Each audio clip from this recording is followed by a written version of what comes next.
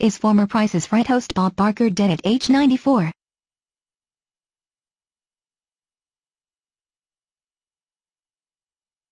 The former game show host suffered a head injury in June 2017, but he did not die.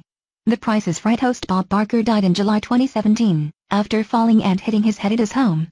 In July 2016, a website called Action News 3 published an article reporting that former The Price is Right game show host Bob Barker had died of a head injury sustained in a fall at home. Bob Barker was rushed to the emergency room after a fall that split his head open. Several hours later, he was pronounced dead. The 94-year-old former The Price is Right host suffered a nearly 2-inch laceration on the side of his forehead due to a fall that took place near the star's Hollywood Hills home. Bob was taking a walk at around 10:30 a.m. near his Hollywood Hills home when he tripped on the sidewalk, police reported. Police administered aid and called the paramedics. Barker was then taken to Cedars-Sinai Hospital where he was pronounced dead at 12:34 p.m.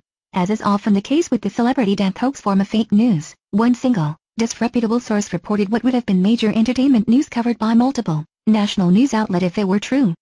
There was a nugget of truth in the hoax, as People magazine had recently reported that Barker had sought medical treatment after falling and hitting his head at home. But the injury was not serious and Barker was described as being on the mend rather than dead. Bob Barker is on the mend after falling and hitting his head at home last week. A rep for the former Price is Right host confirms to People that Barker, 93, sought medical treatment after he fell last week at his Hollywood Hills home, according to the rep. His housekeeper drove him to the hospital where he underwent a series of tests in the emergency room.